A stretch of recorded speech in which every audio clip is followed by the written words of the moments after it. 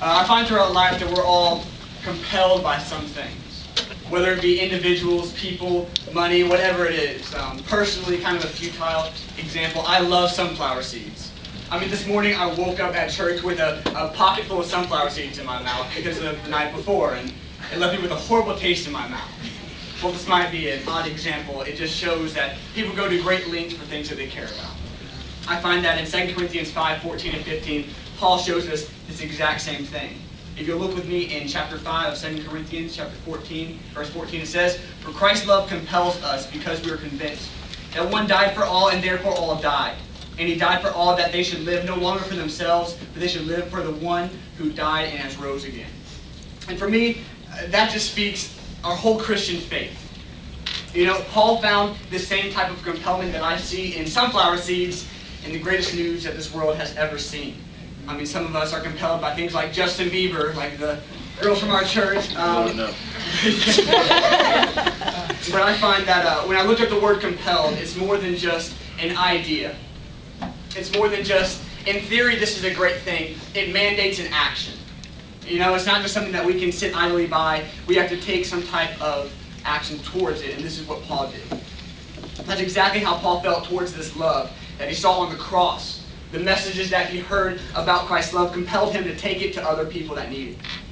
In the next verse it says that in Christ we are a new creation. That we don't have to rely on the things of the past and how we used to be to determine our future, but that in Christ we have a new future of an abundant life. I mean, that's the greatest news that we can ever be told, that we no longer have to rely on ourselves, but we can put our trust in God. And he felt that we had to tell everybody that he could about this. But there's a secret, I believe, to this message, to this gospel that Paul presents. And I believe that it's love. See, a gospel or any type of message without love is completely void and worthless in itself. And nobody wants to be called a hypocrite. No one wants to be called a sinner that's going to hell. We need this love that Christ shows. We even see throughout the Bible in instances where he brings the adulterous woman and then the elders come and say, "We want to stone her." That's not what he does. And Jesus says, just go and stop sinning. He showed a real love, a real tangible love. And I believe that that's what we have to do. And see, Toby Mack's latest book, City on Its Knees, he talks about one girl who I believe exemplifies this love. And her name is Michelle Perry. She's a missionary to southern Sudan. And as she's making her way to the small southern Sudanese village she'd be staying at, children ran alongside her jeep and called out, "Kwajaji bu gurush, Kwajaji bu gurush," which oddly enough translates to, "White woman, give me money now." And as she made her way to this village, she decided she was going to give these people more than just a handout, more than just money. She decided she would give them hope through this love. I think it's evident through the words of the people that she's doing just that. One Sudanese man approached her and said, "We have seen religion.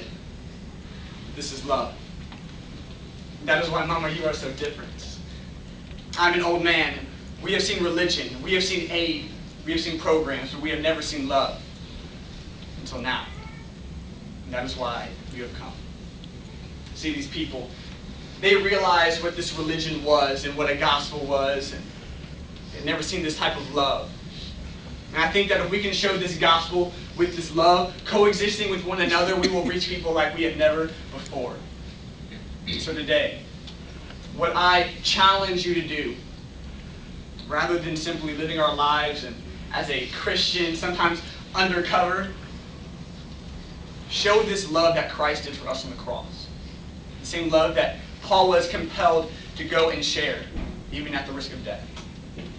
So for you today, as we go through the rest of this great day of fine arts, show God's love, and I believe that we'll see amazing things happen.